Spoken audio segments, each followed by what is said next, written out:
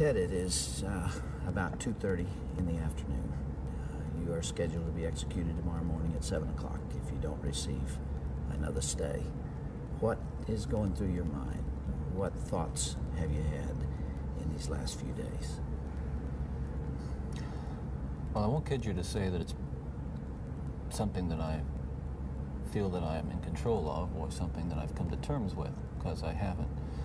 It's a moment-by-moment thing. Sometimes I feel very tranquil, and other times I don't feel tranquil at all. What's going through my mind right now is to use the minutes and hours that I have left as fruitfully as possible and see what happens. It helps to live in the moment in the essence that we use it productively. So right now I'm feeling calm, and in large part because I'm here with you. For the record, you are guilty of killing many women and girls. Is that correct? Yes, that's true. Ted, how did it happen? Take me back. What are the antecedents of the behavior that we've seen? So much grief, so much sorrow, so much pain for so many people. Where did it start? How did this moment come about? That's the question of the hour, and one that not only people much more intelligent than I have been working on for years, but one that I've been working on for years and trying to understand. Is there enough time to explain it all? I don't know. I think I understand it, though. Understand what happened to me, to the extent that I can see how certain feelings and ideas developed in me to the point where I began to act out on them. Certain very violent and very destructive feelings. All right, let's go back then to those roots. First of all, you, as I understand it, were raised in what you consider to have been a healthy home. Absolutely. You were not physically abused, you were not sexually abused, you were not emotionally abused. No, no way. And that's part of the tragedy of this whole situation, is because I grew up in a wonderful home with two dedicated and loving parents, one of 5 brothers and sisters. A home where we as children were the focus of my parents' lives, where we regularly attended church, 2 Christian parents who did not drink, they did not smoke, there was no gambling, there was no physical abuse or fighting in the home. I'm not saying this was Leave It to Beaver. It wasn't a perfect home. No, I don't know that such a home exists, but it was a fine, solid Christian home, and nobody, I hope no one will try to take the easy way out and to try to blame or otherwise accuse my family of contributing to this, because I know, and I'm trying to tell you as honestly as I know what happened, and I think this is a message I want to get across. But as a young boy, and I mean a boy of 12, 13, certainly, that I encountered outside the home again, in the local grocery store, the local drugstore, the softcore pornography, what people call softcore. But as I think I explained to you last night, Dr. Dobson, in an anecdote, that as young boys do, we explored the back roads and sideways and byways of our neighborhood, and oftentimes people would dump the garbage and whatever they were cleaning out of their house, and from time to time we'd come across pornographic books of a harder nature than more graphic, you might say, more explicit nature than we would encounter, let's say, in your local grocery store. And this also included such things as, let's say, detective magazines and more hardcore. Those that involve violence. Yes, yes, yeah. And this is something I think I want to emphasize, is the most damaging kinds of pornography. And again, I'm talking from personal experience. Hard, real, personal experience. The most damaging kinds of pornography are those that involve violence and sexual violence, because the wedding of those 2 forces, as I know only too well, brings about behavior that is just too terrible to describe. Now, walk me through that. What was going on in your mind at that time? Okay, before we go any further, I think it's important to me, and that people believe what I'm saying, to tell you that I'm not blaming pornography and not saying that it caused me to go out and do certain things. And I take full responsibility for whatever I've done and all the things that I've done. That's not the question here. The question and the issue is how this kind of literature contributed and helped mold and shape the kinds of violent behavior. It fueled your fantasies, didn't it? Well, in the beginning, it fuels this kind of thought process. Then, at a certain time, it's instrumental in what I would say crystallizing it, making it into something which is almost like a separate entity inside. And at that point, you're at the verge, or I was at the verge of acting out on these kinds of thoughts. Now, I really want to understand that. You had gone about as far as you could go in your own fantasy life with printed material, and you made or printed and video or film or film, photos, magazines, what have you. Yeah. And then there was the urge to take that little step or big step over to a physical event. And it happens. It happened in stages, gradually. It doesn't necessarily, not to me at least, happen overnight. My experience with, I say pornography generally, but with pornography that deals on a violent level with sexuality, is that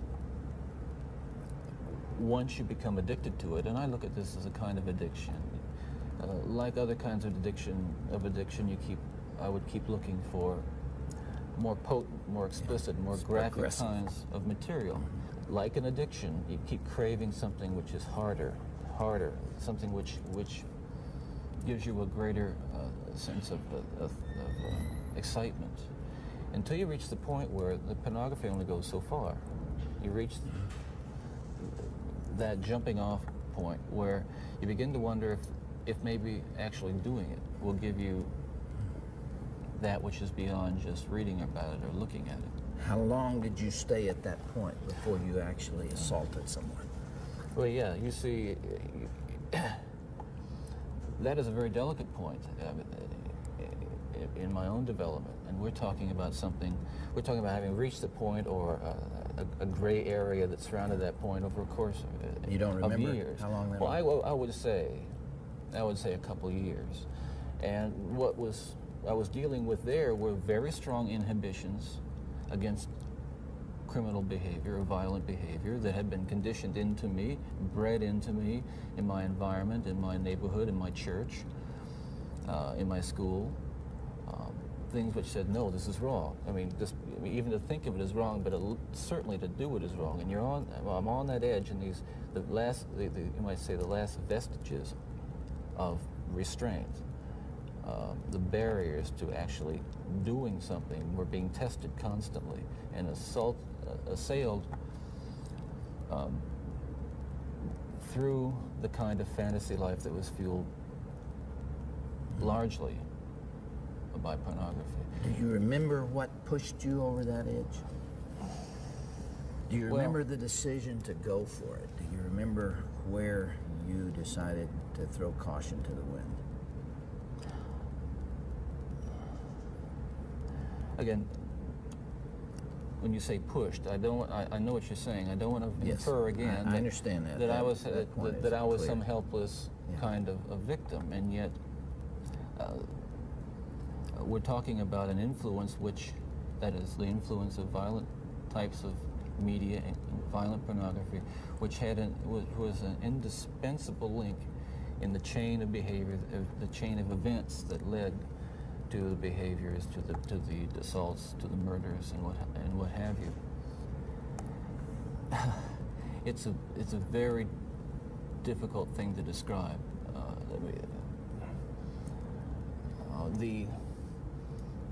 The sensation of reaching that point where I knew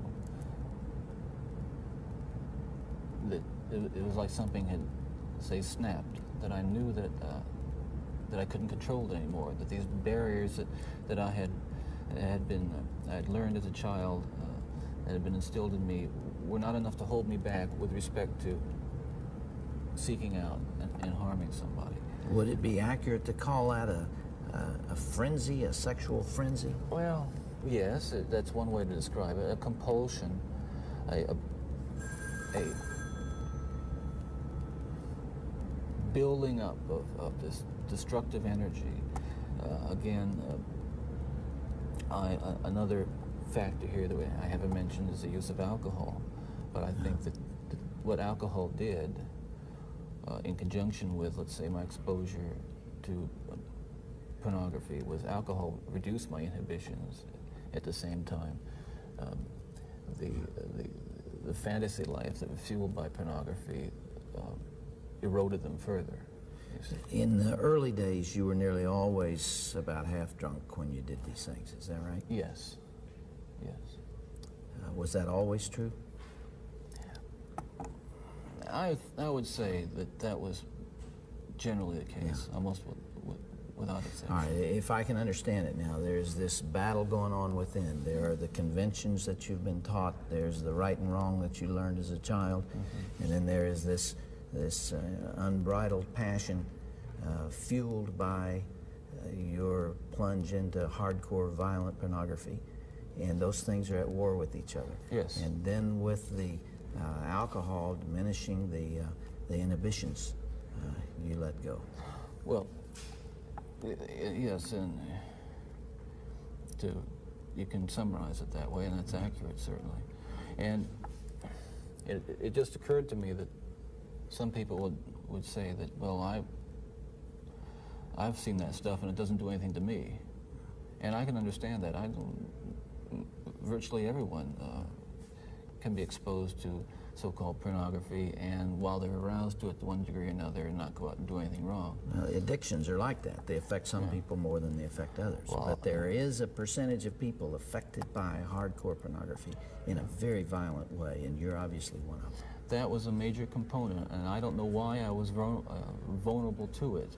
All I know is that it had an impact on me that was just so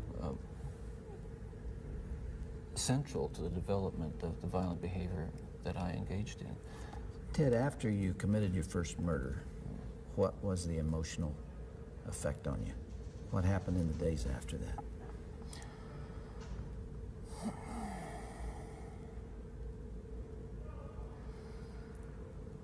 Well, again, please understand that even all these years later, it's very difficult to talk about it, and reliving it through talking about it is difficult to say the least, but I want you to understand what happened.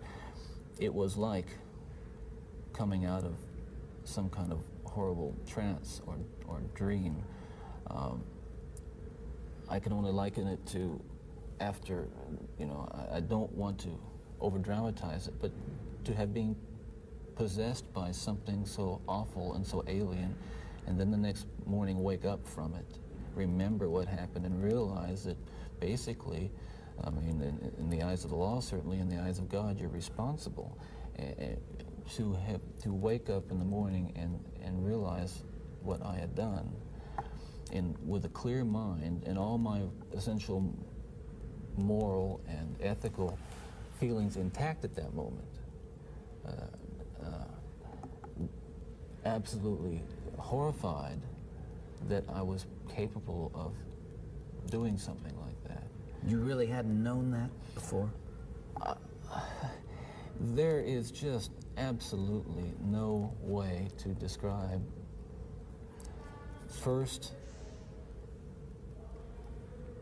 the brutal urge to do that kind of thing, and then what happens is once it has been more or less satisfied and recedes, you might say, or spent, that sense, that kind of energy level recedes, and basically I became myself again. And I want people to understand this too, and I'm not saying this gratuitously because it's important that people understand this, that basically I was a normal person. I wasn't some guy hanging out at bars or a bum, or I wasn't a pervert in the sense that, you know, people look at somebody and say, I know there's something wrong with him, and just tell. I mean, I was essentially a normal person. I had good friends. I led a normal life, except for this one small but very potent and very destructive segment of it that I kept very secret and very close to myself and didn't let anybody know about it. And part of the shock and horror from my dear friends and family years ago when I was first arrested was that there was no clue. They looked at me and they looked at the all-American boy. And I mean, I wasn't perfect, but I want to be quite candid with you. I was okay, I was. The basic humanity and basic spirit that God gave me was intact, but unfortunately it became overwhelmed at times. And I think people need to recognize that it's not some kind of, those of us who have been so much influenced by violence in the media, in particular pornographic violence, are not some kinds of inherent monsters. We are your sons and we are your husbands. And we grew up in regular families. And pornography can reach out and snatch a kid out of any house today. He snatched me out of my home. It snatched me out of my home 20, 30 years ago. And as diligent as my parents were, and they were diligent in protecting their children, and as good a Christian home as we had, and we had a wonderful Christian home, there is no protection against the kinds of influences that are loose in a society that tolerates. You feel this really deeply, don't you? Ted, outside these walls right now, there are several hundred reporters that wanted to talk to you. Yeah. And you asked me to come here from California because you had something you wanted to say. This hour that we have together is not just an interview with a man who's scheduled to die tomorrow morning. I am here and you're here because of this message that you're talking about right here. You really feel that hardcore pornography and the doorway to it, softcore pornography, is doing untold damage to other people and causing other women to be abused and killed the way you did others.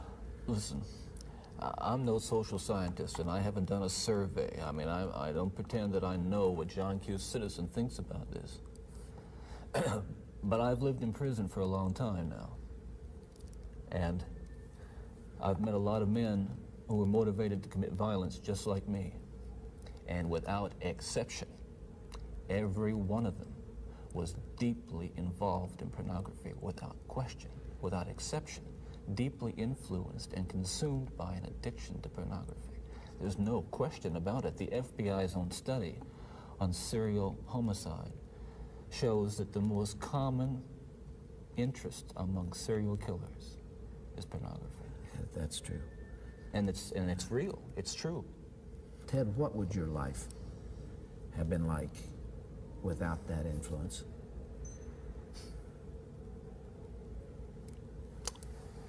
You can only speculate. Yeah. Well, I know it would have been far better, not just for me, and it's, excuse me for being so self-centered here.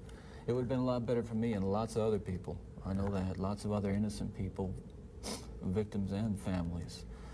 It would have been a lot better. There's no question but that it would have been a fuller life, certainly a life that would not have involved, I'm absolutely certain, would not have involved this kind of violence that I have committed.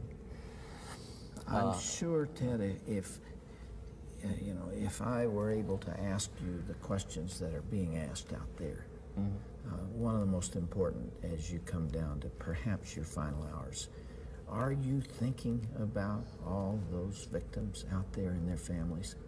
Well, who are so wounded, you know, years later, their lives have not returned to normal. They will never return to normal. absolutely. Are you carrying that load, that weight?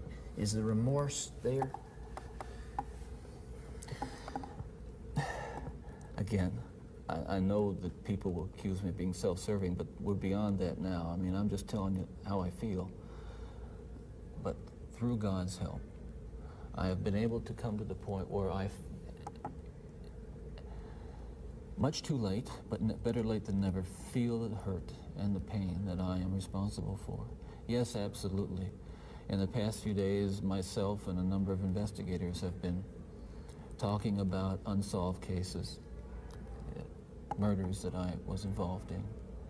And it's hard to talk about all these years later because it revives in me all those terrible feelings and those thoughts that I have steadfastly and diligently dealt with, and I think successfully, with the love of God. And yet it's reopened that, and I felt the pain and I felt the horror again of all that. And I can only hope that those who I have harmed, and those who I've caused so much grief, even if they don't believe my expression of sorrow and remorse, will believe what I'm saying now, that there is loose in their towns and their communities people like me today whose dangerous impulses are being fueled day in and day out by violence in the media in its various forms, particularly sexualized violence. And what scares me, and let's come into the present now, because what I'm talking about happened 20, 30 years ago, that is, in my formative stages. And what scares and appalls me, Dr. Dobson, is when I see what's on cable TV, some of the movies, I mean, some of the violence in the movies that come into homes today with stuff that they wouldn't show in X-rated adult theaters 30 years ago. This stuff... The slasher movies that you're talking about. That stuff is, I'm telling you, from personal experience, the most, that is graphic violence on screen, particularly as it gets into the home to children who may be unattended or unaware that they may be a Ted Bundy who has that vulnerability to that predisposition to be influenced by that kind of behavior, by that kind of movie, that kind of violence. There are kids sitting out there switching the TV dial around and come upon these movies late at night, or I don't know when they're on, but they're on and any kid can watch them. It's scary when I think what would have happened to me if I had seen. I mean, it's scary enough. I mean, that I just ran into stuff outside the home, but to know that children are watching that kind of thing today, or can pick up their phone and dial away for it or send away for it. Can you help me understand this desensitization process that took place? What was going on in your mind? Well, by desensitization, I describe it in specific terms as that each time I'd harm someone, each time I'd kill someone, there'd be an enormous amount, especially at first, enormous amount of horror, guilt, remorse afterwards. But then that impulse to do it again would come back even stronger. Now, believe me, I didn't... the unique thing about how this worked, Dr. Dobson, is that I still felt in my regular life the full range of guilt and remorse about other things, regret and... but you had this compartmentalized... This compartmentalized, very well-focused, very sharply focused area where it was like a black hole. It was like a, like a crack, and everything that fell into that crack just disappeared. Does that make sense? Yeah, it does. One of the final murders that you committed, of course, was apparently little Kimberly Leach, 12 years of age. I think the public outcry is greater there because an innocent child was taken from a playground. What did you feel after that? Was there Were there the normal emotions 3 days later? Where were you, Ted? I can't really talk about that right now. That's weird. That's too painful. I would like to be able to convey to you what that experience is like, but I can't. I won't be able to talk about that. Okay.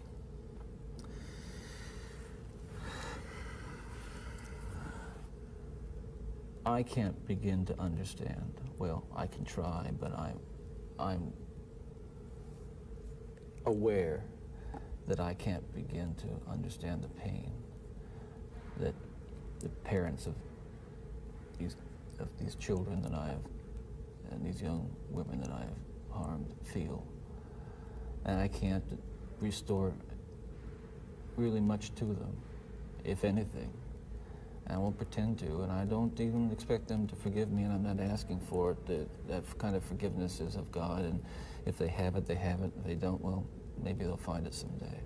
Do you deserve the punishment the state has inflicted upon you? That's a very good question, and I'll answer very, very honestly. I don't want to die. I'm not going to kid you. I'll kid you not. I deserve certainly the most extreme punishment society has, and I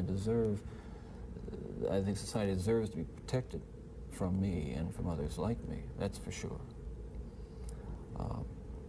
I think what I hope will come of our discussion is I think society deserves to be protected from itself, because as we've been talking, there are forces at loose in this country, particularly, again, this kind of violent pornography, where, on the one hand, well-meaning, decent people will condemn behavior of a Ted Bundy while they're walking past a magazine rack full of the very kinds of things that send young kids down the road to be Ted Bundys. That's the irony. We're talking here not just about more. We're talking, what I'm talking about is going beyond retribution, which is what people want with me, going beyond retribution and punishment, because there is no way in the world that killing me is going to restore those beautiful children to their parents and correct and soothe the pain. But I'll tell you, there are lots of other kids playing in streets around this country today who are going to be dead tomorrow and the next day and the next day and next month, because other young people are reading the kinds of things and seeing the kinds of things that are available in the media today. Ted, as you would imagine, there's tremendous cynicism about you on the outside, and I suppose for good reason. I'm not sure that there's anything that you could say that people would believe. Some people would believe. Yeah. And yet, you told me last night, and I have heard this through our mutual friend John Tanner, that you have accepted the forgiveness of Jesus Christ and are a follower and a believer in Him. Do you draw strength from that as you approach these final hours? I do. I can't say that it's going to be being easy. in the valley of the shadow of death is something that I've become all that accustomed to, and that I'm strong and nothing's bothering me. Listen, it's no fun. It gets kind of lonely, and yet I have to remind myself that every one of us will go through this someday, in one way or another. It's appointed unto man. And countless millions who have walked this earth before us have. So this is just an experience which we all share. And yeah. Right on.